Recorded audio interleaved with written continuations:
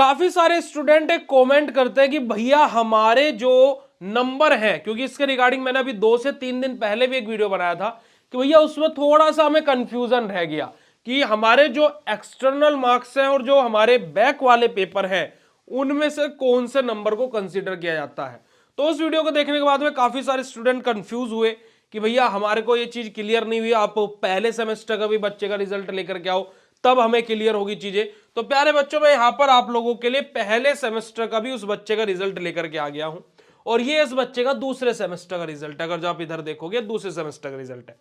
अब मैं यहां पर अगर जो आपको बताऊं, इस बच्चे का अभी ये फिलहाल कौन से सेमेस्टर में है, थर्ड सेम में है।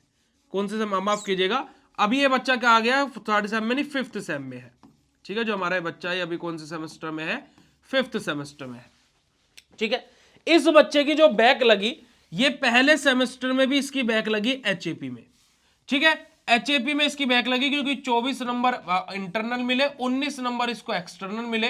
तो टोटल नंबर इसके कितना है बेटा जी, हमारे 43 नंबर इसके आए, है ना।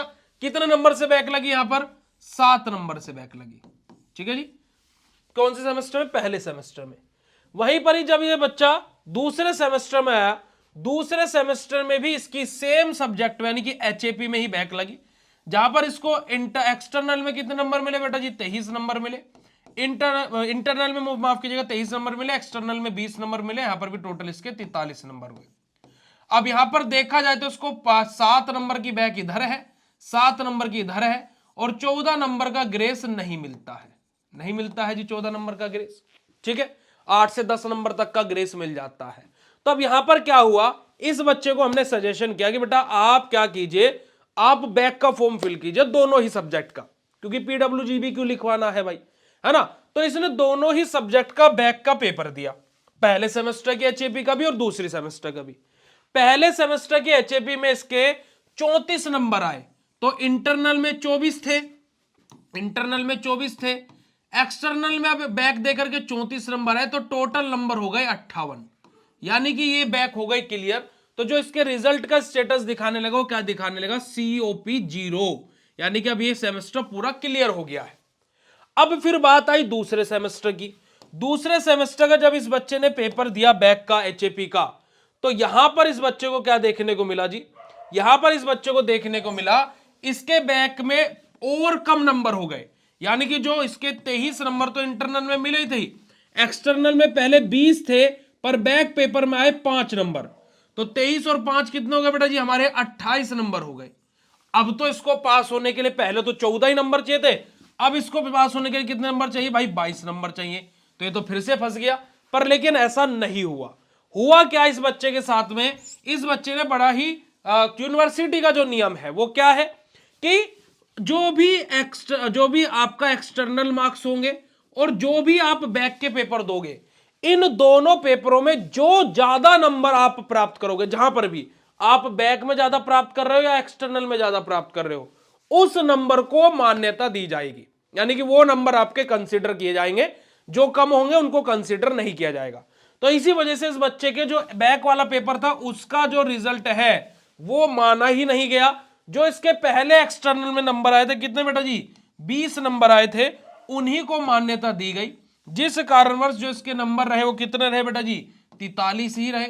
इसकी बैक आई कितने नंबर से, 7 नंबर से इस बच्चे की हमारे, और इस बच्चे ने क्या कर लिया, 7 नंबर का इसको ग्रेस प्राप्त हो गया। इसी वजह से इसका सेकंड सेमेस्टर के रिजल्ट में दिखाने लगा PWG पास विद ग्रेस। ठीक है, यानी कि बैक होते हुए भी ये बच्चा पास हो गया। तो क्या है प्यारे बच्चों की, ये सिंपल सा, बहुत ही सिंपल सी लाइन में मैं आपको बोलूं तो, अगर जो आपके एक्सटर्नल मार्क्स जो हैं और जो बैक का पेपर है, इन दोनों में जिस भी एक्सटर्नल में या बैक में ज्यादा नंबर आएंगे उसको मान्यता दी जाएगी। जैसे यहां पर एक्सटर्नल में ज्यादा थे तो एक्सटर्नल वालों को मान्यता दी गई, अगर जो बैक वाले पेपर में ज्यादा होते तो बैक वाले में दी जाती, जैसे इस बच्चे के यहां पर दी गई है, ये बैक में है ना, बैक में ज्यादा नंबर एक्सटर्नल से तो बैक को मान्यता मिली है। तो यही बात मैं आप लोगों को बोल रहा हूं। तो ये होता है। कॉपी रीचेकिंग में मैंने पहले भी वीडियो में बताया था, कॉपी रीचेकिंग में ऐसा कुछ नहीं होता है।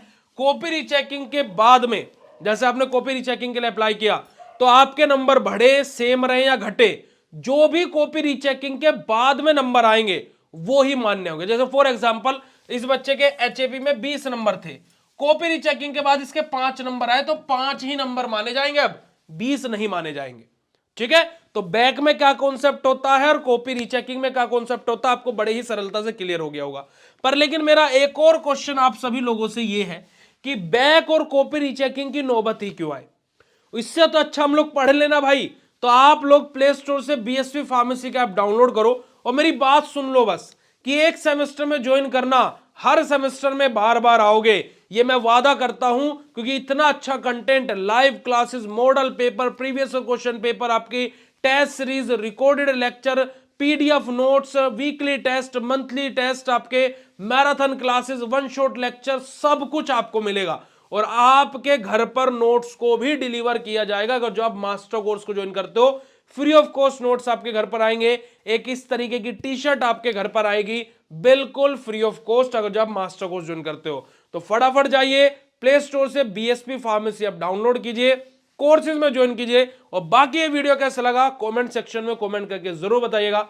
मिलते हैं आप लोगों से नेक्स्ट इंफॉर्मेटिव वीडियो में, तब तक के लिए बाय, शुक्रिया, नमस्कार, जय हिंद।